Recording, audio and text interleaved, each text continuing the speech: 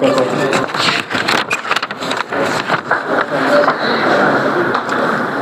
मैं indirect taxes की presentation के लिए रिक्वेस्ट करूंगा former president law tax bar association, senior vice president Pakistan tax bar association Zahid Atiq Chaudhry साहब से कि वो डाइस पर तशरीफ लाएं।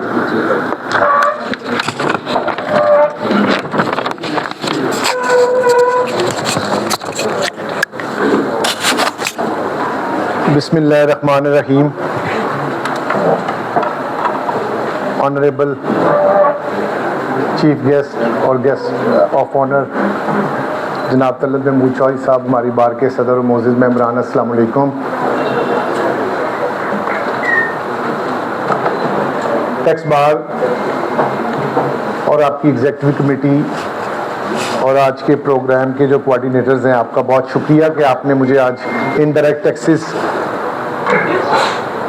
में जो तब्दीलियाँ अमेंडमेंट्स रूनुमा आई हुई हैं फाइनेंस एक्ट 2025 के नतीजे में, उसमें गुफ्तगू करने के लिए मौका फराहम किया। इससे पहले कि मैं अपनी गुफ्तगू का आगाज़ करूँ, मैं चूँकि हमारे कमिश्नर साहब बहुत अच्छे दोस्त भी हैं और FBR को यहाँ रिप्रेजेंट कर रहे हैं, मैं अपने जज्बात और अपने टैक्स बार के मेंबरान के जो जज्बात हैं सर आप तक पहुँचाना चाहता हूँ, और उम्मीद है कि आप जो है इस बात का कतई बुरा नहीं मनाएंगे, क्योंकि आप हमारे करीबी दोस्त हैं। तो अब कोई हमारे काबू आ नहीं रहा था, हम अपना गुस्सा गिला किस तक पहुंचाएं। आपने जुर्रत का मुजाहरा किया, आपकी जुर्रत को सलाम। आप वकीलों के दरमियान में आके बैठ गए इस मुश्किल हालात में। मौसम की तलखी से ज़्यादा इस वक्त आयरस में तलखी है। तो सर हम महसूस ये कर रहे हैं कि FBR में एक सोच पाई जा रही है कि FBR वकला को वो ड्यू रिस्पेक्ट देने में थोड़ी सी कासिर है जो वो डिज़र्व करते हैं। एक रियलिटी है, आप माशाल्लाह इतने सीनियर और पुराने ऑफिसर हैं। आईआरएस आपको पता है कितने टैक्स गुजार खुद चलाते हैं। आईआरएस टैक्स गुजार का अकाउंटेंट चलाता है, उसका कंसल्टेंट चलाता है, या उसका लॉयर चलाता है, या उसका जो भी अथोराइज रिप्रेजेंटेटिव है वो ही उस पर अपीलें फाइल करते हैं, आपके नोटिस के जवाब देते हैं। लीगल सब्जेक्ट है, बड़ा टेक्निकल सब्जेक्ट है, और ये एक ऐसा सब्जेक्ट नहीं है। हमारी ये कंपनी है जिसके अंदर एक ही ऑर्गेनाइजेशन के अंदर 10 अकाउंटेंट सिर्फ विद होल्डिंग पर्पस के लिए आईआरएस को यूज करते हैं। पेरोल का आईआरएस, उसी आईआरएस पे एक आईपी पे पेरोल की भी विद होल्डिंग चल रही है, एक प्रोक्योरमेंट की भी होल्डिंग चल रही है, एक पे एक्सपेंसेस की भी होल्डिंग चल रही है, एक पे सेल्स टैक्स की वर्किंग चल रही है। तो एक आईआरएस लोगन के अंदर ये समझना कि शायद ये एक बंदे की प्रॉपर्टी है, ये सोच एक हकीकत के बरक्स है, और इस सोच के साथ जो भी सफर शुरू किया जाएगा वो मुश्किलात का सबब बनेगा। हम ये समझते हैं कि आपने वो करी जाए, और आप वो ऑफिसर हैं जो चीफ कमिश्नर हो, मेंबर हो, या चेयरमैन साहब ELC पे हो, तो आप एक बात करने की पोजीशन में होती हैं, और हमने आपको बात करते हुए देखा है। तो मैं ये समझता हूँ कि जिस तरह हमारे सदर साहब ने कहा, ये बड़ा ही एक कॉन्स्टिट्यूशनल राइट है। सर मैं एक बिजनेसमैन हूँ, मैं एक टैक्स पेयर हूँ, इस मुल्क का एक मेरे ऊपर कॉन्स्टिट्यूशनल मेरे राइट्स हैं। आपने मेरी वेरिफिकेशन करनी है, कर लें, आप मेरा पूरा बिजनेस ही हाईजैक तो नहीं कर सकते ना सर। आप वो रिस्ट्रिक्शंस लगाएं जो आपकी हद तक हैं। आपने मेरा पूरा बिजनेस ही बंद कर दिए। आज 10 दिन हो गए हैं कि कोई बिजनेसमैन जो है वो अगर मुल्क से बाहर है तो उसका पूरा बिजनेस बंद पड़ा हुआ है, क्योंकि उसका मोबाइल नहीं चल रहा। और मैं आपको सच बता रहा हूं कि लोग अपने सफर अपने बच्चों के साथ छुट्टियां कर्टेल करके इस मसले को हल करने के लिए वापस आए हैं, जो बड़ी ऑर्गेनाइजेशंस के लोग हैं, जो प्रिंसिपल ऑफिसर्स थे। तो ये एक संगीन मसला है, इस पर हम आपसे दरखास्त करेंगे आप टैक्स बार के साथ चलें, और ये जितने यहाँ वकला बैठे हुए हैं ये सारे आपका रावल दस्ते हैं, और आपको भी पता है कि आपकी टीम कितना काम करती है और ये आपके लिए कितना काम करते हैं। ये FBR जो अकेली क्रेडिट लेती है कि हमने 12 ट्रिलियन का रेवेन्यू इकट्ठा किया है, जनाब इस बात को जनाब से बेहतर कोई नहीं जानता कि उसमें लॉयर्स का कितना खून पसीना लगता है। नो डाउट हम मुआवजे के अगेंस्ट वो काम करते हैं, हमारा प्रोफेशन है, हमें उस काम की फीस मिलती है, लेकिन आप यकीन करें हम आपके लिए बड़ी आसानियां पैदा करते हैं। FBR के यहाँ से तो एक पॉलिसी बनती है और एक लॉ आ जाता है अमेंडमेंट की शक्ल में, लेकिन उसको प्रैक्टिकली इंप्लीमेंट बनाने के लिए, बिजनेस कम्युनिटी को समझाने के लिए यही लोग बैठे हुए हैं जो सुबह से शाम तक आपके जगह पे काम कर रहे होते हैं। तो बहरहाल ये कुछ जज्बात थे जो आजकल बहुत ज़्यादा है, तो आप तक पहुँचाए हैं। उम्मीद है इंशाल्लाह आप इस पर थोड़ा सा देखेंगे। दोस्तों, मैं आपकी खिदमत में 2-3 गुजारिशात करना चाहता हूँ इनडायरेक्ट टैक्सेस के हवाले से। पहली गुजारिश तो ये है जी कि इस फाइनेंस एक्ट को देखने के बाद हमें ये बात समझनी पड़ेगी कि अब प्रैक्टिस जो है वो रीडिफाइन हो रही है, और बल्कि अगर आप इस तरह समझे कि इस मुल्क का टैक्स सिस्टम रीडिफाइन हो रहा है। जो मुक्तदर हल्के हैं, आप समझते होंगे ना, जो पावर है, उनने ये फैसला कर लिया है कि जो पुरानी एफबीआर थी और जो नई एफबीआर वो बनाने जा रहे हैं, उसमें एक बहुत फर्क है। कुछ हमें नजर आ गया, कुछ आने वाले दिनों में नजर आएगा। अब जो नया टैक्स का निज़ाम इस मुल्क में आ रहा है, उसके साथ चलने के लिए हम दोस्तों को अपने कैपेसिटी को भी बढ़ाने की ज़रूरत है, अपने आप को बहुत ज़्यादा मुतहरक करने की ज़रूरत है, और पैनिक होने की ज़रूरत नहीं है। बिकॉज जितनी हमारे लिए कोई चीज़ नहीं है, उतनी एफबीआर के ऑफिसर के लिए भी नहीं है। इसलिए हमने सिस्टम के साथ चलना है। मैं टैक्स बार को खराज तस्लीम पेश करता हूँ कि हर सैटरडे को यहाँ पे अच्छे से अच्छे स्पीकर्स आके आपकी मदद करते हैं। तो अगर हम लोग कहेंगे पुराने तरीके से हमें कुछ करना ना पड़े और सारे काम जो है वो टैक्स बार का सदर हमारे लिए आसान करके और बिल्कुल सहूलत के साथ कर दे और बस हमें फीस तक ही मेहरबानी रहे, तो ये फिर हम लोग गलत फहमी का शिकार हैं। हम सबको अपने अपने ताई अपने आप को बहुत ज़्यादा इंप्रूव करने की और चेंज करने की जरूरत है। इनडायरेक्ट टैक्सेस के हवाले से मैं एक आपके सामने मुख्तसर सी समरी रखता हूं। जिस वक्त मैंने आपके सामने ये प्रेजेंटेशन तैयार की, ये चूंकि एक लंबी प्रेजेंटेशन है, चूंकि सेल्स टैक्स एक्ट में बहुत तब्दीलियां आई हैं, लेकिन मैं आपको उसका खुलासा पेश करने की कोशिश करता हूं। इसमें 4 तरह की तब्दीलियां अगर आप समझ लेंगे तो फिर आप माशाल्लाह सब लॉयर्स हैं और आपको प्रोविजन ऑफ लॉ को समझना, अंडरस्टैंड करना कोई बात नहीं। असल मेरी कोशिश ये होगी कि मैं इसको मकसद आपको बताऊं कि ये क्यों आई है। इस फाइनेंस एक्ट में इनडायरेक्ट टैक्सेस, जो सेल टैक्स एक्ट 1990 है, उसको थॉरो स्टडी करने के बाद समझ आया कि सेल टैक्स की जो अमेंडमेंट्स हैं वो 2-3 चीजों के इर्द गिर्द घूम रही हैं। पहली बात तो ये है कि एफबीआर के अंदर इस बात को अब मान लिया गया है कि टैक्स फ्रॉड को पुरानी एफबीआर केटर करने में नाकाम रही है, और टैक्स फ्रॉड का जो बोझ है वो एफबीआर के रेवेन्यू पे अब उस हद से बढ़ गया है जिसको वो बर्दाश्त कर सकते थे। लिहाजा इस टैक्स फ्रॉड को रीडिफाइन किया गया है। इस ना सिर्फ इस टैक्स फ्रॉड को रीडिफाइन किया गया है, इसके कॉन्सिक्वेंस को रीडिफाइन किया गया है, और इस लेजिस्लेशन को बनाते हुए बड़ी अक्लमंदी से जो अदालतों के पुराने फैसले हैं उनको भी नलीफाई करने के इख्तिमाम किए गए हैं। और इसमें सुप्रीम कोर्ट ऑफ पाकिस्तान की जो जजमेंट्स और ऑब्जर्वेशंस और आज तक की जितनी भी जजमेंट्स थी उनको ब्रश असाइड करने के लिए एक बड़ा इख्तिमाम से इंतजाम किया गया है, ताकि आने वाले वक्त में एफबीआर जिन रास्तों पे चलने का इरादा कर रही है वहां पे उन्हें किसी किस्म की मुश्किलात का सामना ना हो। टैक्स फ्रॉड हो रहा है और टैक्स फ्रॉड को केटर करने के लिए एफबीआर का ऑफिसर नाकाफी था। अब अक्सर व बेशतर इसकी अमेंडमेंट्स एफबीआर ऑफिसर्स को तगड़ा करने के लिए हैं, और उसको तगड़ा करने के लिए कानून की तब्दीली की जरूरत थी ना। कानून को तगड़ा किया गया ताकि वो ऑफिसर भी तगड़ा हो जाए। अब इम्तिहान आपका, हमारा या बिजनेसमैन का नहीं, इम्तिहान एफबीआर के ऑफिसर का है। इतनी पावर्स, इतनी सहूलत, इतनी हमायत के बावजूद भी अगर टैक्स फ्रॉड हो तो फिर एफबीआर के उस ऑफिसर को वहां नौकरी करने का हक कोई नहीं। अब मैं आपको मुख्तसर बताता हूं कि एफबीआर के ऑफिसर को क्या हमायत हासिल होगी। एफबीआर का ऑफिसर जब टैक्स फ्रॉड की कोई ट्रांजैक्शन को डिटेक्ट करेगा तो सारा निजाम एक तरफ जाते हुए उसको एक डायरेक्ट सेक्शन 37 की पावर्स दे दी गई हैं, जहां पे वो एक उसका ऑफिस कोर्ट बन जाएगी।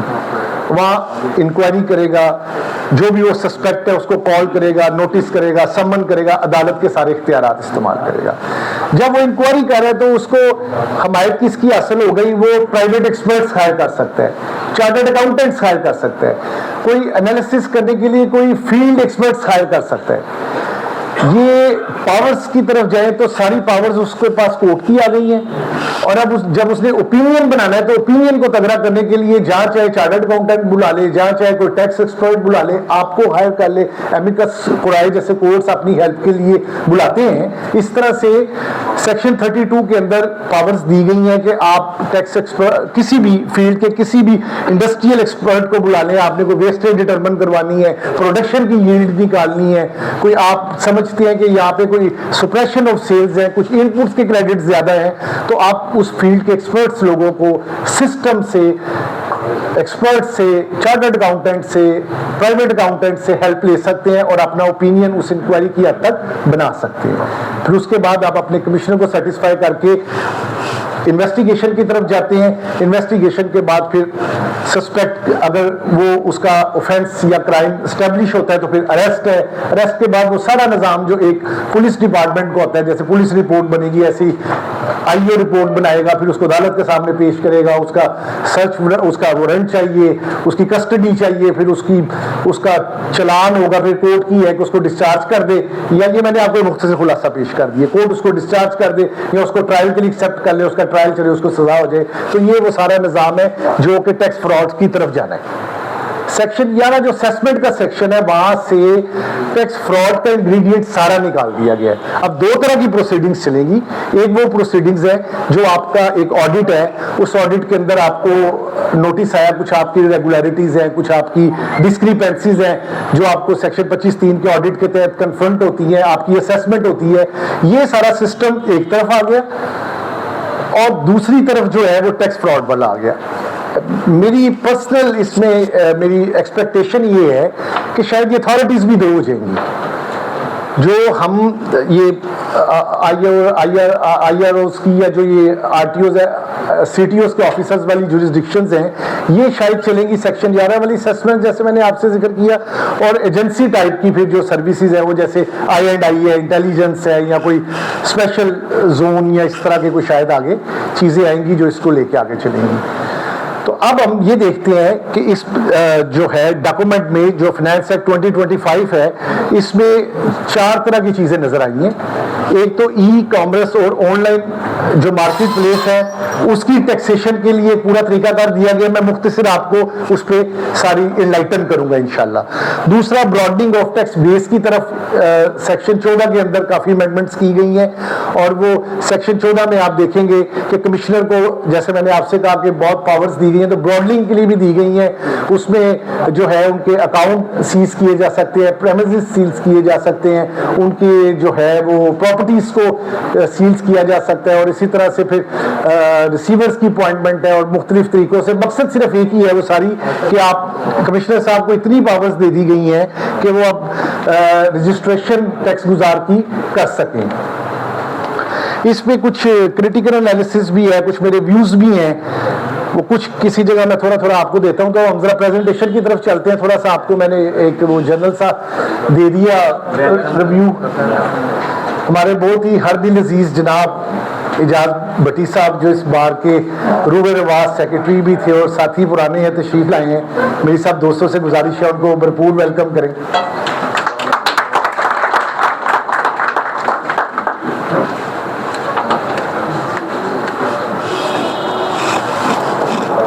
जी शाह, पानी थोड़ा चलो कोई नहीं, आदत है गर्मी की है। आज मंशा साहब नहीं है? अच्छा, हाँ जी भट्टी साहब, डॉक्टर ठीक है। हमारे लर्नड मेंबर साहब तशरीफ लाए हैं। सर, आपके आने से पहले हमने जो है वो फाइनेंस एक्ट 2025 में जो इनडायरेक्ट टैक्सेस की अमेंडमेंट्स आए हैं उस पर खुलासा सा पेश किया है। अब इत्तेफाक से आप तशरीफ ले आए हैं तो एक प्रेजेंटेशन जो है वो चलने लगी है। मैं मुख्तसर वक्त में इसको ख़त्म करूँगा क्योंकि इनकम टैक्स साइड जो है वहाँ पे ताहिर भट्ट साहब को अपनी बात करनी है। वो बहुत लंबी बात करते हैं, इसलिए मैंने कोशिश की कि मैं पहले बारी ले लूँ। भट्ट साहब की तकरीर बहुत लंबी होती है। सर, अगर सेक्शन 2 को मुख्तसर देखें तो यहाँ पे टैक्स फ्रॉड में मावनत करना जो है वो बताया गया है। 2-3 आपके सामने एग्जांपल्स रखी गई हैं। यहाँ पे वर्ड एज जेन में रखिएगा इंक्लूड्स। कल मुझे कोई क्वेश्चन कर रहा था कि ये जो फेक इनवाइस और बैंक अकाउंट किसी के लिए यूज करना या किसी को अपना यूज करवाना, यही टैक्स फ्रॉड है। यहाँ पे वर्ड इंक्लूड है। इंक्लूड्स का मतलब होता है कि आपको एग्जांपल्स दे दी गई हैं, एक पूरा उसको सिनेरियो को बयान नहीं किया गया, मगर इसी तरह की सिमिलर या आइडेंटिकल कोई भी एक्टिविटी में मावनत की जाएगी जो जा रही हो टैक्स फ्रॉड की तरफ, तो वो इसी डेफिनेशन में आ जाएगी। यहाँ पे वर्ल्ड लेजिस्लेचर ने इंक्लूड्स यूज किया है, तो ये स्कोप को जरा बढ़ा देता है। इसका मतलब ये होता है ये एक्टिविटीज और इसी तरह की, यानी फेक फ्लाइंग इनवॉइसेस या किसी के लिए बैंक अकाउंट टैक्स फ्रॉड के लिए खोलना या किसी का अकाउंट इलीगली यूज करना, तो ये सब चीजें हैं। ये कार्गो ट्रैकिंग सिस्टम इंट्रोड्यूस हो रहा है। समझ ये आ रही है कि क्यूआर कोडिंग, जो क्यूआर ये डिजिटल इनवॉइस कोड आ रही है आपकी, इसके बाद ई बिल्टी है और ई बिल्टी के बाद फिर आपकी जो गुड्स ट्रांसपोर्ट हो रही है, डेफिनेटली उसके साथ वो एविडेंस चाहिए। तो ये कार्गो का एक सिस्टम एफबीआई इसको इंट्रोड्यूस करवाएगी शॉर्टली। अभी इसके पूरा एक कार्गो ट्रैकिंग सिस्टम आ रहा है जो फिर डिजिटल इनवॉइस और ई बिल्टी के साथ मिलकर पढ़ा जाएगा। तो इसका मकसद ये समझ आ रहा है कि जो ट्रांसपोर्टेशन ऑफ गुड्स है उस पर भी एफबीआर को जो है वो उसकी एक्सेस हो कि वो किसी भी गुड्स जो ट्रांसपोर्ट हो रही है उनको चेक करें कि ये टैक्स इनवॉइस के थ्रू हो रही है या नहीं। जिस तरह से पीओएस आपने देखा कि पीओएस की जो इनवॉइस है वो एफबीआर सरप्राइज चेक करती है और अगर वो वेरीफाई एफबीआर के सिस्टम से नहीं होती तो बिजनेस प्रेमिसेस को सील किया जाता है। इसी तरह से यहाँ पेनल्टी लगती है जो भी कानून है उसके मुताबिक। इसी तरह से ये इसी तरफ बात जा रही है कि अब जो आपके डिजिटल ये इनवॉइसेस होंगी, क्यूआर कोड वाली डिजिटल इनवॉइस जो कि कॉर्पोरेट सेक्टर और नॉन कॉर्पोरेट सेक्टर दोनों ने 1 जुलाई और 1 अगस्त से रिस्पेक्टिवली अब करनी है और सबके लिए मैंडेटरी है। तो इस तनाजुल में ये सिस्टम आगे जाके एफबीआर की मदद करेगा कि ट्रांसपोर्टेशन में ई बिल्टी और उसके पीछे इनवॉइस को एफबीआर सरप्राइज चेक कर सकेगी। और असल में इसका मकसद ये है जनाबे मेंबर साहब कि जो बिजनेसमैन कहता था कि जब कोई एफबीआर आएगी तो हम देखेंगे, और एफबीआर को कुछ काफी करना पड़ता था, इस इकदाम से काफी सारा काम इन्होंने खुद कर लिया। यानी सिस्टम ने बिजनेसमैन को ये बात समझा दी कि अब आपको सिस्टम के तहत काफी करीब आना पड़ेगा। अगर आपकी ट्रांसपोर्ट आज व्हीकल फैक्ट्री से बाहर निकल रही है, it has to be invoiced, it has to be e बिल्टी, it has to be uploaded in the system कि अगर रास्ते में कहीं चेक हो गई। ये बहुत बड़ी डिटरेंस है, बहुत बड़ा डर है और एक बहुत बड़ी जो है एफबीआर की जो है ये इस कानून के तहत 100%, 50%, 10%, 1% वो तो टाइम के साथ है कि आप कितनी उसकी इन्फोर्समेंट एफबीआर कर सके। लेकिन ये कानून का इटसेल्फ आ जाना जो सेक्टर्स हैं उनमें एक अलार्मिंग सिचुएशन है कि अब उनको अपना हाउस इन ऑर्डर करना होगा, चीजों को एक सिस्टम के तहत रखना होगा। ये नहीं कि कभी जब ऑडिट आया या 38 लग गया या 40B लगी तो एडहॉक बेसिस पे चीजों को मैनेज कर लिया। साथ ही आपको पता है नेक्स्ट ये भी आ गया, हर महीने की प्रोडक्शन है, इसके साथ ही H1 है कि हर महीने की आपकी इन्वेंट्रीज है। तो चीजें इतनी क्लोज आती चली जा रही हैं, जैसे मैंने आपसे शुरू में अर्ज किया कि आपको बतौर कंसल्टेंट और एडवाइजर बहुत ज्यादा रैपिड होने की जरूरत है और बड़ा प्रोएक्टिव होने की जरूरत है, क्योंकि हर महीने आपको पता है रिटर्न जाती है। तो अब ये प्लानिंग दिनों की घंटों की हो गई है, सालों वाली प्लानिंग वाली बात अब खत्म होते चली जा रही है। इससे आगे जो है ये ई कॉमर्स का, जैसे मैंने आपको बताया, नेक्स्ट कीजिएगा, ई बिल्टी, e commerce, online market place सब चलते चले जाएंगे। अहमद आगे और ये जब आएंगे वहां पे फिर समझा देंगे ये इसका सिस्टम क्या है। टैक्स फ्रॉड को रीडिफाइन किया गया। इसी तरह से ये आप देख लीजिएगा, इसके काफी सारे इंग्रेडिएंट हैं। कुछ इंग्रेडिएंट्स जो हैं वो उसमें जो जैसे सुप्रेशन ऑफ सेल है या विद होल्डिंग टैक्स की पेमेंट ना करना है, ये मेरा ख्याल है कि जिस तरह हम चाह रहे हैं कि सेक्शन 37 की एक अलग हिरार्की बने और एक अलग से इन्फोर्समेंट और उसका सारा निजाम हो, ये यहाँ मिसफिट है। बिकॉज सुप्रेशन ऑफ सेल जो होती है ये सेक्शन 11 का सब्जेक्ट है, अभी भी वहां पे है, तो ये थोड़ा सा इस कॉन्ट्राडिक्ट आएगा। बाकी जो चीजें हैं वो सारे फ्रॉड के इंग्रेडिएंट्स हैं, लेकिन ये सुप्रेशन ऑफ सेल्स कभी भी आउटराइटली इस तरह अजम्पशन बेस के ऊपर नहीं होती, बिकॉज इसका एक टेस्ट है और इसको मतलब आपको एक समरी मैनर्स में प्रूव करना मुश्किल होता है। इसके लिए पूरा आपको डेस्क ऑडिट या एटलीस्ट कंप्लीट ऑडिट चाहिए होता है ओपिनियन बनाने के लिए डॉक्यूमेंट्री एविडेंस से। ई कॉमर्स का सिस्टम है, बड़ा सिंपल है। आपको पता है ई कॉमर्स पे पहले टैक्सेशन नहीं थी। अभी मैं आपको आसान तरीके से समझा देता हूं जी। इसमें दो तरह के लोग हैं, एक वो हैं जो लायबल टू रजिस्टर्ड नहीं है, यानी आपके टीयर 2 वाला रिटेलर्स और आपकी कॉटेज इंडस्ट्री, और बाकी सब जो है वो स्टैंडर्ड रेट वाले टैक्स पेयर्स हैं। तो रेट 18 ही है। कंफ्यूजन ये है कि लोग मोस्टली ओपिनियन दे रहे हैं, ओपिनियन आ रहे हैं, हमारे पास भी यही मैसेजेस आ रहे हैं जी कि 18+2, ऐसी बात नहीं है। ये 2% विद होल्डिंग प्रोविजन है जो 11th स्काइबल में आई है, और यहाँ पे विद होल्डिंग एजेंट 2 बंदे हैं। आप as a businessman registered person उसी तरह से सेल कर रहे हैं जिस तरह से आप पहले कर रहे थे। आपने किसी वेब पोर्टल से या किसी ऑनलाइन मार्केट प्लेस से अपनी प्रोडक्ट की है, रेट 18%। जो आपको पेमेंट वापस रिसीव होगी वो 2% विद होल्डिंग के बाद होगी। वो विद होल्डिंग अगर तो नॉन रजिस्टर्ड है, यानी वो बंदा जो टीयर 1 टीयर 2 का रिटेलर है या कॉटेज इंडस्ट्री है, तो उसका फाइनल डिस्चार्ज हो जाएगा।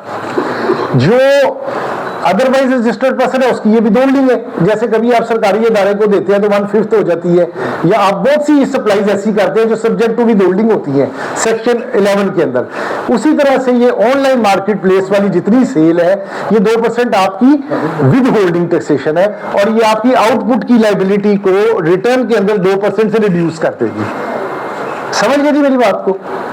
यानी ये कोई अजाफी टैक्स नहीं है, ये टैक्स विद होल्डिंग है जो अल्टीमेटली आपकी आउटपुट टैक्स को रिड्यूस कर देती है, एंड उसी बाकी विद होल्डिंग की तरह जो आप किसी भी सरकारी इदारे को या जो वहां पे प्रेस्क्राइब पर्संस हैं, जब आप विद होल्डिंग करते हैं तो अल्टीमेटली कम हो जाती है ना। अगर आपने 100 की सेल की तो 18 टैक्स था, तो आपकी अगर 1/5 हो तो आप उतना आउटपुट कम कर लेते हैं, वो सिस्टम ऑटोमेटिक कम कर देता है। इस केस में भी जैसे ही वो आपका कैश ऑन डिलीवरी वाला कोरियर या जो आपकी ऑनलाइन मार्केट प्लेस है वो आपका टैक्स डिडक्ट करेगी, आपके पोर्टल पे आ जाएगा और आपका आउटपुट टैक्स 2% से रिड्यूस हो जाएगा। तो ये सारा टैक्सेशन का मैकेनिज्म है ई कॉमर्स का। इस पर फिर भी हम तफसील में किसी वक्त एक सदस्य साहब को दरखास्त करेंगे, क्योंकि नई चीज है।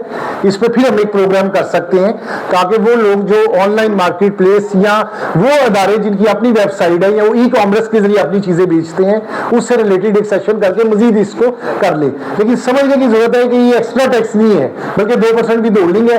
जो भी यहाँ भी होल्डिंग एजेंट बन गया आपका, या तो वो ऑनलाइन मार्केट प्लेस या फिर आपका कोरियर सर्विस, वो डायरेक्ट करके आपको दे देगा। आप अल्टीमेट अपने रिटर्न में उसको रिड्यूस कर लेंगे। सदर साहब 10 मुहर्रम गुजर गया है, पानी पिला दें, करबलाई बना देती है। बिस्मिल्लाह। शेख साहब आपका शुक्रिया, आप मोहब्बत करते हैं, प्यार करते हैं। अच्छा जी आगे चले बेटा, जल्दी जल्दी जरा। इसके बाद सर ये बड़ी इंपॉर्टेंट चीज है, ये सर एक database automatic risk management system आया है। ये हमारे सब मेंबरान को समझने की बड़ी अशद जरूरत है। इसमें मुख्तसर आपको समझा देता हूँ। सेक्शन 8 आप सबको पता है इनपुट टैक्स की रिस्ट्रिक्शन से डील करता है, यानी आपके पास इनपुट टैक्स है लेकिन आपको उसका क्रेडिट लेने की कानून के तहत इजाजत नहीं है, because of the some reason के लेजिस्लेचर समझते हैं कि आपको इसका इनपुट टैक्स नहीं मिल सकता। अब ये एक सिस्टम डेवलप होगा और ये सिस्टम क्या करेगा, ये आपकी जो इनपुट टैक्स क्रेडिट है उसको एआई के जरिए या अपना जो भी बैक एंड पे इनके पास मैकेनिज्म होगा एफबीआर के पास, वो इसको चेक करेगा। आपका इनपुट समझे एक एमआरआई मशीन से गुजरेगा, और अगर वो एमआरआई मशीन कहती है कि इस लाइन ऑफ बिजनेस के अंदर, यानी कि अगर मिनरल वाटर का सप्लायर है रजिस्टर्ड पर्सन, तो वो कह रहे हैं जी कि मैंने इतना लोहा इस्तेमाल कर लिया, लकड़ी इस्तेमाल कर ली जनाब, मैंने इसमें कलर्स इस्तेमाल कर लिए या कुछ ऐसी चीजें इस्तेमाल कर ली जो कि उस सिस्टम के मुताबिक उस लाइन ऑफ बिजनेस में या उस प्रोडक्ट जो वो बेच रहा है उसमें यूज नहीं हो रहे, तो सिस्टम इसको रोक लेगा। अब ये काम सारा सिस्टम करेगा, और अगर आप की रिटर्न में आप समझते हैं कि मेरा ये जस्टिफाइड इनपुट टैक्स है और सिस्टम को समझ नहीं आई, मेरा इसका यूज पीछे लैब में है या मेरा यूज किसी दूसरी जगह है बट मेरे बिजनेस से रिलेटेड है, तो फिर आप कमिश्नर साहब को दरखास्त दे सकते हैं। वो 30 दिन में आपके इनपुट का हमेशा के लिए फैसला कर देंगे। अगर तो वो मुतमिन हो जाएंगे तो सिस्टम से वो रिस्ट्रिक्शन हट जाएगी, आपको इनपुट मिल जाएगा। और अगर आप उनको मुतमिन नहीं कर सकेंगे तो फिर रिस्ट्रिक्शन नहीं हटेगी, then you have to go to court of law. फिर आप अपना रास्ता आगे कानून के मुताबिक बनाते चले जाएं, रिट कर लें लें और कहीं कहीं जैसे आप चाहे दिल लगी करते चले जाएं। तो बहरहाल ये एक नई चीज़ है। इसके लिए एज ए कंसल्टेंट मैं आपसे ये दरखास्त करूंगा कि आप सबको एटलीस्ट ये पता होना चाहिए कि मेरा क्लाइंट अगर पैकेजेस का है या पैकेजिंग यूनिट है, तो फर्ज करें कि वो अगर प्लास्टिक बैग बना रहा है तो उसको इसमें क्या है, इसमें रॉ मटेरियल दाना प्लास्टिक है, इसमें मैक्सिमम एडिटिव्स में कोई मास्टर बैच कलर के लिए यूज हो सकता है। आप सबको चाहिए कि आप अपने क्लाइंट को कहिए जी मुझे अपनी रेसिपी दें कि जनाब आपकी ये जो प्रोडक्ट बनती है इस फिनिश गुड के अंदर क्या रॉ मटेरियल इस्तेमाल होते हैं। फर्स्ट ऑफ ऑल आप सारे अपने क्लाइंट का बिजनेस अंडरस्टैंड करें। आपको पता होना चाहिए कि ये जो मेरे से अगर फर्स्ट करें ओपिनियन ले रहे हैं, मेरे से सुपरविजन ले रहे हैं, कोई रिटर्न पे मेरे अपनी कंसल्टेंसी जा रही है, तो एटलीस्ट आप बिजनेस मॉडल को समझें। अगर आप बिजनेस मॉडल को समझेंगे फिर आप इस सिस्टम की रिस्ट्रिक्शन को फेस कर सकेंगे। अगर आपको नहीं पता होगा कि आपके बिजनेस की क्लाइंट की प्रोडक्ट के उस प्रोडक्ट के रॉ मटेरियल्स के फिर ये चीजें आपके ऊपर से गुजर जाएंगी। तो लिहाजा जो शुरू में मैंने बात की, अब बहुत डीपर कमरुज़्ज़मान साहब, अब बड़ी डीपर एफर्ट्स की जरूरत है और वो अब बड़ा आपको फोकस्ड प्रैक्टिस चाहिए। तो सिस्टम आपके इनपुट को रोकेगा, इसको ठीक करने के लिए आपको बिजनेस मॉडल का पता होना बहुत अशद जरूरी है। आगे चलें, असेसमेंट का निज़ाम चेंज हुआ है जी। ये जैसे मैंने आपसे अर्ज किया कि इसमें मामूली तरमीम है। एक तो बेस्ट जजमेंट में कमिश्नर साहब को पावर दी है कि अगर आपके पास कोई इंफॉर्मेशन है कि 236G का टैक्स है या इसी तरह से कोई और भी टैक्स हो सकते हैं, तो आप टैक्स गुजार को नोटिस दें और अगर वो आपके नोटिस के जवाब में टैक्स जमा नहीं कराता तो बेस्ट जजमेंट, जो मुख्तलिफ पहले भी मुख्तलिफ केसेस में कंप्लाइंस ना करने पर बेस्ट जजमेंट होती है, अब वो स्पेसिफिकली 236G चूंकि बहुत बड़ा चंक है और इस साइड के ऊपर रिटेलर साइड पे कंप्लाइंस भी नहीं हो रही, रिटर्न्स भी नहीं आ रहे, टैक्स भी नहीं आ रहा, तो जरा इसको स्पेसिफिकली हाईलाइट किया गया कि इस एरिया को खास तौर पे कमिश्नर साहब को ट्रिगर करने की जरूरत होगी, इस तरफ जाने की अशद जरूरत होगी। इसके बाद जी ये बेस्ट जजमेंट असेसमेंट की मैंने आपको सारी बैकग्राउंड बता दी। अगर आप प्रेजेंटेशन को बाद में देखना चाहें तो हमने इसका तरीका ये बनाया है कि आपको प्रोविजन बताई है, उसका जो है जो एग्जिस्टिंग प्रोविजन क्या थी बिफोर अमेंडमेंट, आफ्टर अमेंडमेंट क्या है, और इस तरह से थोड़ा सा नीचे इसका फिर कंप्लाइंस प्रेशर जो हमारा ओपिनियन है वो हमने आपको एंड पे साथ दिया है। अच्छा जी, ये जैसे मैंने आपसे पहले स्टोरी में बता दिया कि 11E के अंदर से कुलियन और डेलिब्रेट एक्ट को निकाल दिए, तो जो ऑडिट और अदरवाइज कोई जो थर्ड पार्टी इंफॉर्मेशन के तहत जो रूटीन असेसमेंट का निजाम है वो ये रहेगा। टैक्स फ्रॉड वाले इंग्रेडिएंट यहाँ से निकाल दिए। अब टैक्स फ्रॉड वाली प्रोसीडिंग्स 37 में जाएंगी, सीधा यहाँ नहीं आएंगी, और स्पेसिफिकली यहाँ मेंशन भी किया गया है कि नॉन ऑब्स्टेंटिक क्लास होने के बावजूद यहाँ पे 37A वाली प्रोसीडिंग्स जो है वो नहीं आएंगे। मैंने एक टिक करके आपको जरा बताया कि this section shall not apply to the extent of proceeding initiated under section 37A। तो जो टैक्स फ्रॉड के केसेस हो जाएंगे वहां पे असेसमेंट कोई नहीं होनी, वहां टैक्स नहीं लगना। जिस तरह ताज इंटरनेशनल आपके ज़हनों में बैठी हुई है कि कोर्ट ने ये रूल किया कि पहले आप डिटर्मिनेशन ऑफ टैक्स करें, अब डिटर्मिनेशन ऑफ टैक्स वहां होगी। जब हम 37 पे पहुंचेंगे तो मैं जनाब को बता दूंगा कि वहां पे डिटर्मिनेशन ऑफ टैक्स का एक अलग तरीकाकार बन गया है। ये वाला तरीका वो नहीं है। तो ये be clear in your minds कि अब वो बेनिफिट नहीं है कि पहले असेसमेंट ऑर्डर होगा देन प्रोसिक्यूशन होगी। अब ये इसके स्कोप को जो है वो लिमिटेड कर दिया to the extent of audit और कोई थर्ड पार्टी इंफॉर्मेशन। 37A के तहत जो है वो टैक्स फ्रॉड सेपरेट रोड पे चला गया है। इसको टाइम पीरियड बढ़ाया है 180 डेज। ये भी हमारा एतराज़ है सर कि तलत महमूद साहब के सारे आप अपनी तरफ ही लेते जा रहे हैं चीज़ें, और टैक्स गुजार के साथ जो है वो नाइंसाफ़ी है। अपना टाइम यहाँ भी बढ़ा लिया है, 74 में बढ़ा लिया है, 2 साल तक यहाँ भी 74 में बढ़ा है ना, वहाँ 214 में, यहाँ 74 में, वो म्यूटस मुटेंडिस है दोनों तरफ। तो अपना टाइम आप बढ़ाते जा रहे हैं, जब तक चाहे हमें आप हैंग कर लें सर। नेक्स्ट कर लें जी, जल्दी जल्दी करते हैं। ई कॉमर्स में जनाब को सारा डिफाइन कर दिए पहले मुख्तसर।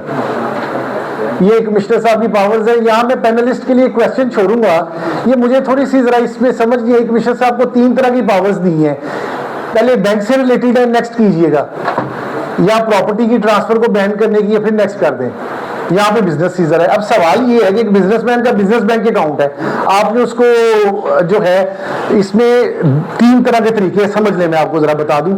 3 दिन के लिए ऑपरेशन सस्पेंड कर सकते हैं कमिश्नर साहब, वो आके इनको मुतमिन कर दे मैं रजिस्ट्रेशन कर रहा हूं तो उसको रिस्टोर कर देंगे। अगर वो अपनी कमिटमेंट पूरी नहीं करता उसको दोबारा फिर दूसरी दफा भी 3 दिन के लिए कर सकते हैं। अगर देन डिफॉल्ट अपनी जगह कायम रहता है फिर उसको परमानेंट भी ये बंद कर सकते हैं। अब जब कमिश्नर साहब ने बैंक अकाउंट से एक्सरसाइज शुरू की और उसको रजिस्टर्ड कर लिया तो फिर भट्ट साहब बताएंगे फिर ये अगली कहानियों की जरूरत क्यों पेश आ गई।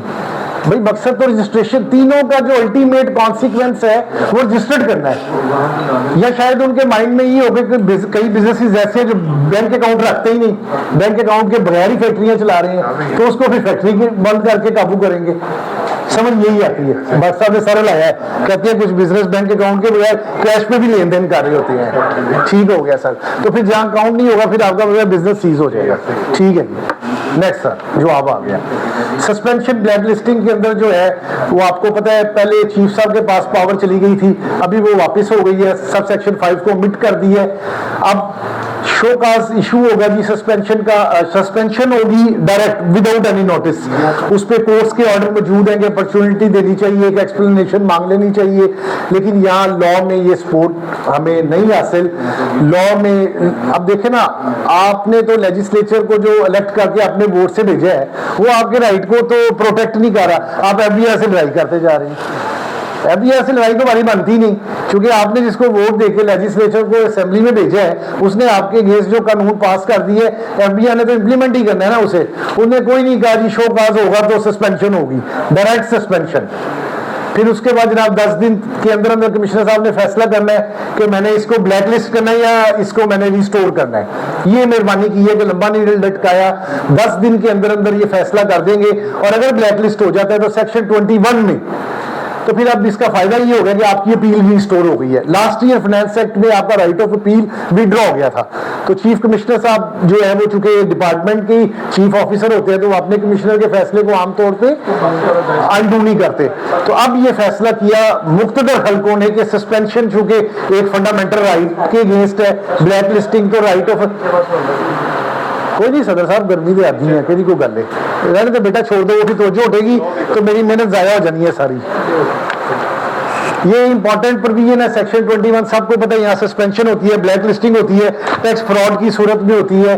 और सस्पेंशन में कमिश्नर साहब बंद होते हैं रीजन बताने के कि मैंने क्यों आपको सस्पेंड किया है और अब आपके अगेंस्ट फौरन क्यों ब्लैक लिस्टिंग की प्रोसीडिंग शुरू कर रहा हूँ। आप अपना जवाब दाखिल करें, उनको मुतमिन करें तो वो अपना सस्पेंशन ऑर्डर वापस ले लेंगे, वरना ब्लैक लिस्ट कर देंगे और फिर आप अपील कर सकते हैं। नेक्स्ट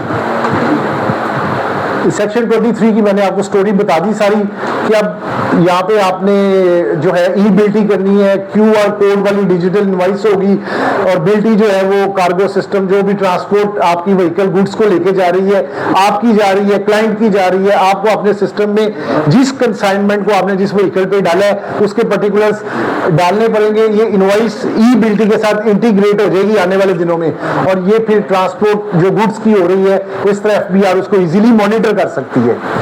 नेक्स्ट कर लें। जो टैक्स ऑनलाइन मार्केट प्लेस मैंने कर दिया और कोरियर कंपनी आपका काटेगी, वो महीने महीने स्टेटमेंट डालेगी रिटर्न की तरह की और वो स्टेटमेंट ऑटोमेटिकली आपके पोर्टल पे आ जाएगी और फिर उस तरह से आपको विद होल्डिंग का क्रेडिट इजीली मिल जाएगा। सेक्शन 32 भी मैंने एक्सप्लेन किया, चूंकि टैक्स अफसर कमजोर है तो उसको एक्सपर्ट की और ऑडिट एक्सपर्ट्स की और सारी पावरें दे दी हैं। आगे चले जाएंगे। हाँ, ये एक जरूरी चीज है जी कि ये चूंकि section 33 is very important section, पहले इसको ऑफेंस एंड पेनल्टीज के नाम से अब इसका नॉमेनक्लेचर चेंज किया गया है और offence penalties and punishment. Punishment आप समझ रहे हैं ना मेरी बात को?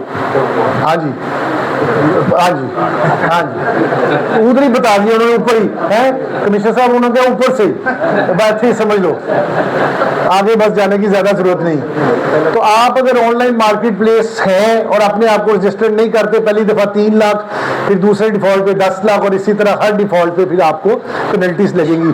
कोरियर कंपनीज को भी इंश्योर किया है कि आप जब किसी की कंसाइनमेंट ले तो मेक श्योर करें कि ये person whether registered with the federal board of revenue as a sale tax registered person और एनटीएन होल्डर, तो फिर इसकी आपने वो कंसाइनमेंट बुक करनी है, अदरवाइज नहीं करनी। सो अब कोई भी जो कोरियर कंपनी है या ऑनलाइन मार्केट प्लेस है, उस पर अगर कोई अपने आप को रजिस्टर्ड करने की कोशिश करेगा तो उसको उन्हें पहले अपना सेल टैक्स रजिस्ट्रेशन देना होगा। मैं समझता हूँ कि इससे ब्रॉडनिंग ऑफ टैक्स बेस काफी ज्यादा हो जाएगी, बिकॉज एक खासा बड़ा चंक जो है वो ई कॉमर्स पे इस वक्त शिफ्ट हो चुका है, और ये टैक्स नेट से बाहर था, नॉर्मल बिजनेसमैन के लिए थोड़ा प्रॉब्लम आ रही थी। तो इसको एक रिड्यूस रेट पे 2% पे एक रैशनल डिसीजन है, ब्रॉडनिंग ऑफ टैक्स बेस भी होगी, टैक्स रेवेन्यू भी इसमें आएगा, आपके क्लाइंट्स भी बढ़ेंगे इसमें। आप देख लीजिए मुफ्ती वसी पेनल्टीज को बढ़ाया गया है, कोई खास इसमें करने वाली ऐसी बात नहीं है। आगे ले चलें, आगे चलें, बस 5 मिनट में खत्म कर देंगे। ये सेक्शन 37 मैंने आपको स्टोरी तो पहले स्टोरी की सूरत में सारा समझा दिया कि जो टैक्स फ्रॉड का इंग्रेडिएंट होगा सीधा यहाँ आ जाएगा। ऑफिसर जो हैं वो एक इंक्वायरी इनिशिएट करेंगे। जो लोग नैब की प्रैक्टिस करते हैं उनको पता होगा कि नैब का नोटिस आता है, पहले एक इंक्वायरी होती है, उस इंक्वायरी में आप सारा रिकॉर्ड, फैक्ट्स, मटीरियल दे देते हैं, और अगर वो अथॉरिटी अप्रूव कर देती है तो फिर इन्वेस्टिगेशन बन जाती है, और फिर उसके बाद रेफरेंस कोर्ट में जाता है। तकरीबन उससे मिलता जुलता मॉडल है। जो लोग तो नैब की प्रैक्टिस कर रहे हैं वो इससे बहुत अच्छी तरह यूज्ड टू है कि इंक्वायरी, इन्वेस्टिगेशन और चालान में क्या फर्क है। जिनको नहीं पता उनको जल्द पता चल जाएगा, 2 4 5 केस बनेंगे, समझ आ जाएगी, तो लग भी बता जाएगा। तो मेरी अर्ज ये है कि ये सबसे पहले जो आपको 37 का नोटिस आएगा, प्लीज टेक इट इजी। अगर आपने फर्स्ट स्टेज पे कोई अपना राइट छोड़ दिया, अपने केस को प्रॉपर्ली डिफेंड नहीं किया, कोई एविडेंस, कोई मटेरियल रिकॉर्ड, कोई इरेगुलरिटी रह गई, तो टैक्स पेयर को बहुत बड़ा नुकसान इससे हो सकता है। शर्माने की जरूरत नहीं। अगर किसी ने फौजदारी की प्रैक्टिस नहीं की, ये काम नहीं आता, अपने दोस्तों से राब्ता करें, अपने कुलीग से, बाहर में ऐसे लोग जो फौजदारी काम करते हैं उनसे, सदर साहब से दरखास्त करेंगे, नया सब्जेक्ट है, उनके यहाँ पे लेक्चर्स कराएं। ये नोटिस का जवाब ऐसा नहीं आपने देना कि आपके टैक्स पेयर का नुकसान हो जाए। उसका कोई फंडामेंटल राइट या वो, क्योंकि आपको पता है ना कोर्ट्स जो क्रिमिनल प्रोसीडिंग्स होती हैं या ये ट्रायल होते हैं, उनके अंदर इनिशियल स्टेज की एविडेंस अगर मिस हो जाए तो वो एक बहुत बड़ा नुकसान हो सकता है आपको, क्योंकि कोर्ट्स में इसको बिलेटेड स्टेज में जो चलान का हिस्सा नहीं होती ना, जो भी फौजदारी की प्रैक्टिस करते हैं उनको तो बहुत अच्छी तरह पता है कि चलान के बाद का जो एविडेंस है वो फिर कोर्ट इंटरटेन नहीं करती, वो डिमिजिबल पीस ऑफ एविडेंस नहीं होता आफ्टर ट्रायल स्टेज में, पोस्ट चलान या पुलिस रिपोर्ट का जो हिस्सा नहीं होता। तो इसीलिए जो आईओ की रिपोर्ट है पुलिस रिपोर्ट के बराबर है। इस रिपोर्ट के अंदर आपका हर फैक्ट आना चाहिए। जैसे आप कहते हैं जनाब कि मैंने तो जब ट्रांजैक्शन की थी इसका स्टेटस ऑनलाइन एक्टिव था, वो आप देते हैं, मैंने चेक से पेमेंट दी है, पेमेंट प्रूफ, ये मेरा बैंक स्टेटमेंट, ये मैंने बैंक को दरखास्त की, उसने निफ्ट से मुझे वेरीफाई कर दिया कि ये फलां अकाउंट में गया था, इसका बेनिफिशियरी वही है। कोर्ट को के समन करें जनाब, ये इसका कोर्ट ओपनिंग फॉर्म मंगवाए, बायोमेट्रिक मंगवाए, ये बड़ी टेक्निकल जॉब है। हम इंशाल्लाह आने वाले वक्तों में आपको इस पे मजीद बताएंगे कि जो लेजिटिमेट राइट्स हैं, डिफेंस है, वो सबको अकॉर्ड होना चाहिए। तो ये एहतियात करनी है, ये ऑर्डिनरी चीज नहीं है। ये जो नया निजाम आया है इसके बड़े सीवियर कॉन्सिक्वेंसेज हैं, और FBI बड़ा इसके ऊपर आगे तेजी से काम करने वाली है ताकि स्टोरी को सक्सेस बनाए। नेक्स्ट, जो टैक्स फ्रॉडिस्टर है वो तो टैक्स फ्रॉड करके निकल जाता है, मुश्किल से ये FBR के हाथ में आता है। मसला क्या होता है, जहां इनवॉइस गई होती है बेनिफिशियल ऑनर, या सप्लाई चेन में उसका आगे बेनिफिशियल ऑनर, या सप्लाई चेन में उसका आगे बेनिफिशियल ऑनर। क्योंकि आपको पता है कि सेल टैक्स इनडायरेक्ट टैक्स है और ये सप्लाई चेन में आगे घूमता है, और जैसे जैसे ये आगे जाता है FBR हर बेनिफिशरी को इस इंक्वायरी इन्वेस्टिगेशन में कर लेती है। चोरी की घड़ी हो ना तो वो 10 जगह में बिकी हो तो सारे मुजरिम बन जाते हैं, समझ गए। चलो, अरेस्ट प्रोसीजर मैंने आपको पहले बता दिया जी। अच्छा, चोरी की कैसे, sorry I take my words back, चोरी की गाड़ी, ये भी आप देखिएगा। ये देखिए FBR को मजीद जहाँ पे तकवीयत दी गई है, यहाँ पे उनको PTA तक भी एक्सेस दे दी है। जो प्राइवेट कंपनीज है, टेलीकॉम सर्विस है, ये IP का एड्रेस भी उनको बताएंगे कि फलाने लैपटॉप से, फलाने कंप्यूटर से, फलानी डिवाइस से, फलाने नेटवर्क से ये रिटर्न फाइल हुई है, ये इनवॉइस जनरेट हुई है। तो अब मैंने आपको जैसे किया ना, इम्तिहान अब FBR का है, अब इम्तिहान है FBR का। तो इतनी सारी तकवीयत, हमायत, सपोर्ट के बावजूद भी अगर टैक्स फ्रॉड हो तो एक बहुत बड़ा अलमिया समझा जाएगा। 40C की सर्विलेंस आप सब जानते हैं, ये इलेक्ट्रॉनिकली कैमरों के जरिए जो फैक्ट्रियों में आने वाला निज़ाम है, वहाँ से भी कुछ सेक्टर्स पे, सिलेक्टेड सेक्टर पे, सीमेंट पे, बेवरेजेस पे और इसी तरह से जो है वो चंद एक सेक्टर्स पे इसका एक्सपेरिमेंट हो रहा है। ज़रा थोड़ी एडवांस लेवल की चीज़ है, इस पर ज़्यादा इस वक्त यहाँ बात नहीं करते। किसी टाइम अगर किसी का कोई इस पर सवाल हो तो मैं हाजिर हूँ। काफ़ी है ना, तेज़ बेटा अगर आप आगे ले जाओ। सिगरेट सेक्टर पे भी एक्सपर्ट बता रहे हैं कि है, बस ख़त्म करो भी इसको, आगे और ले जाओ। अपील का पुराना निज़ाम आप सबको पता है बहाल हो गया है, और वो भट्ट साहब को मैं रिक्वेस्ट करूंगा, भट्ट साहब आप जरा एक्सप्लेन कर दीजिएगा, सेल टैक्स में सेम ही हो जाना है। अब 2 राइट ऑफ अपील आपको मिल गए, अब आपकी चॉइस है कि आप चाहें तो ट्रिब्यूनल डायरेक्ट चले जाएं इजाज भट्टी साहब के पास, चॉइस इज योर। हमारे लर्नड जुडिशियल मेंबर, इंसाफ तो जुडिशियल मेंबर से ही हमें मिलता है ना, अल्लाह का शुक्र है जैसे कॉम्पिटेंट लोग वहाँ बैठे हुए हैं, और दूसरे भी अफराद हैं जो मतलब अकाउंटेंट मेंबर्स भी कॉम्पिटेंट हैं, तो लम्हे इनको मजीद तकवीत दे के ये इंसाफ डिस्पेंस करते चले जाएं जिस तरह से कर रही हैं। हम इन्हें खराज तस्लीम पेश करते हैं बार के फोरम से। आगे चलें। ये इसमें एक प्रोविजन है कॉन्फिडेंशियलिटी की कि एफबीआर का ऑफिसर अपनी मदद के लिए किसी चार्टर्ड अकाउंटेंट को, एक्सपर्ट को, किसी इंडस्ट्री के एक्सपर्ट को या ऑडिट के एक्सपर्ट को या थर्ड पार्टी को, किसी को भी अगर बुलाएगा तो जो मालूमात उससे लेगा या उससे एक्सचेंज करेगा, उस बंदे में ये पाबंदी होगी वो तमाम टैक्स गुजार की मालूमात अपने पास महफूज रखे, उसे पब्लिक ना करे। नेक्स्ट, ये इंस्पेक्शन की देखें पावर्स आई हैं जी। इसमें ये है कि अगर कोई चार्टर्ड अकाउंटेंट अकाउंट्स बनाते हैं और उस अकाउंट्स के अंदर कोई मतलब क्या करना चाहिए, हाँ डिफरेंस आ जाता है, जो कि वो किसी डिस्क्रिपेंसी की तरफ जा रहा है और उसमें उसका कोई डेलिब्रेट एक्ट नजर आ रहा है या नेग्लिजेंस या मिसकॉन्डक्ट या मटीरियल इरेगुलरिटी नजर आ रही है, तो फिर उनकी कंप्लेंट होगी ओवरसाइट बोर्ड को। नेक्स्ट, ये एक जरूरी चीज है जी। सेक्शन 73 सब सेक्शन 4 कहता था कि एक रजिस्टर्ड पर्सन जो है अनरजिस्टर्ड को एक टैक्स पीरियड में 10 मिलियन और in aggregate in year 100 million तक सेल कर सकता है। ये प्रोविजन एफबीआर ने जो है उसको सब्स्टिट्यूट किया है और बोर्ड को पावर्स दे दी है लेजिस्लेचर ने कि फेडरल गवर्नमेंट की अप्रूवल के साथ एफबीआर एक रकम नोटिफाई करेगी कि अब आप अनरजिस्टर्ड को क्या सेल कर सकते हैं। फर्ज करें कि अगर आज की डेट में आपने किसी को 5 लाख की सेल कर दी और कल जब ये नोटिफिकेशन आया, जो कि मेरे ख्याल से फौरन आना चाहिए था, जितनी डिले हो रही है टैक्स पेयर का नुकसान है, तो अगर वो जो थ्रेशोल्ड उससे नीचे का आ गया तो फिर आप उसमें सफर हो सकते हैं। तो इस प्रोविजन पे आपने नजर रखनी है। 73 सब सेक्शन 4 का जब भी सर्कुलर आए तो अब वो वाली प्रोविजन नहीं है कि आप एक अनरजिस्टर्ड को महीने में 10 मिलियन की सेल कर सकते हैं। अब आपको आज की डेट में वेट करना है कि एफबीआर क्या अमाउंट जो है वो उसको स्पेसिफाइड करती है, तो वो स्पेसिफाइड अमाउंट जो एफबीआर करेगी वो थ्रेशोल्ड होगा।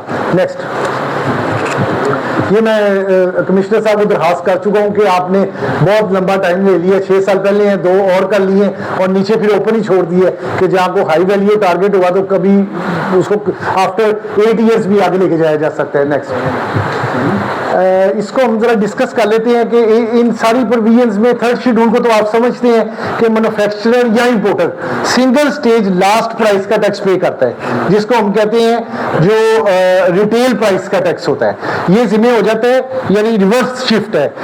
मैन्युफैक्चरर लास्ट प्राइस का टैक्स पे कर देता है और इसी तरह इंपोर्टर कर देता है। इस वाले शेड्यूल के अंदर 51 आइटम्स पहले थी, 4 और ऐड की गई हैं। पेट फूड है, कॉफी है, चॉकलेट्स है और सीरियल्स वगैरह है जो रिटेल पैकेजिंग में सेल होती है, और इसको बढ़ाया गया है, यानी मजीद आइटमें ऐसी शामिल की गई हैं जो इंपोर्ट होगी या मैन्युफैक्चर होंगी तो लास्ट प्राइस का टैक्स इंपोर्टर या मैन्युफैक्चरर पे कर देगा। जो डाउन स्ट्रीम दरमियान वाला उसका wholesaler, supplier, retailer value additions करता है, वो वैल्यू एडिशन का कोई इंपैक्ट नहीं, आपकी लास्ट प्राइस का single stage sale tax FBR को मिल गया। नेक्स्ट, यहाँ से फाटा पाटा की एग्जम्पशन खत्म हुई है जी, उसको 8 में चैप्टर 8 में ले गए हैं। अगर यहाँ से कोई सप्लाई फाटा पाटा जा रही थी वो एग्जाम्प्ट हुआ करती थी, अब 10% रेट के साथ होगी, लेकिन फाटा पाटा में भी कमिश्नर साहब मसला आ गया है। वो उनकी एसोसिएशन ने हमसे रब्ता किया है, वो कहते हैं जी कि यहाँ माइंस आपको पता है वहाँ बहुत सी हैं, तो माइंस पे 80% भी होल्डिंग है। वो कहते हैं जी 80% तो मेरी एज ए ट्रेडर भी होल्डिंग पहले हो गई। अब जिस वक्त मैं आगे 10% चार्ज करूंगा तो उसके बाद फिर मुझे उसकी भी होल्डिंग करनी है, तो ये मल्टीपल भी होल्डिंग हो जाएगी। तो अब हमें शायद लगता है कि अब चूंकि टैक्स आ गया ना, तो वो भी होल्डिंग वाली प्रोविजन पे हमें जरा रेट को रिड्यूस करना पड़ेगा ताकि वो सिर्फ रह जाए वैल्यू एडिशन की हद तक, उसको आप भी 2% 4% कर सकते हैं। जी मैं रिक्वेस्ट करूंगा pattern Pakistan tax bar association farmer president Lahore tax bar association Rana Munir Hussain साहब से जो स्टेज पर तशरीफ लाएं। नेक्स्ट करना बेटा। तो ये सर इसमें एक एनॉमली नजर आई है कि अभी होल्डिंग प्रोविजंस जो थी वो इसी तरह स्टील सेक्टर वालों का भी जो उनकी स्क्रैप आती थी वो पहले एग्जम्पशन में थी, अब उसको FBR एक STGO sale tax general order निकालेगा, उसके तहत कंडीशंस बताएगा कि सेल किस तरह से होनी है। एंड नेक्स्ट करना कुछ रह गया आगे, ये बता दिया मैंने।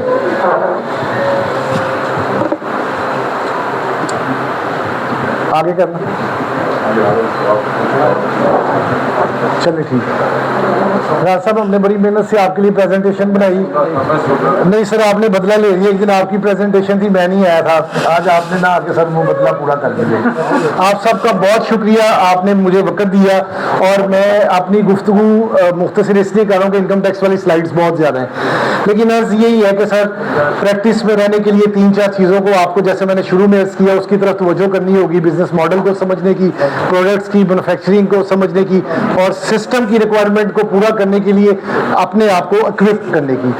अच्छा मशवरा आपको लास्ट में ये देना चाहूँगा कि जो लोग बिल्कुल अकेले प्रैक्टिस करते हैं वो अपने दोस्तों के साथ मिलकर छोटे छोटे ग्रुप्स बनाएं, 5-5, 6-6 लोगों के, ताकि कॉमन आपके ग्रुप्स के अंदर आप आपस में एक्सचेंज करें, अपने मसाइल को आसान करें।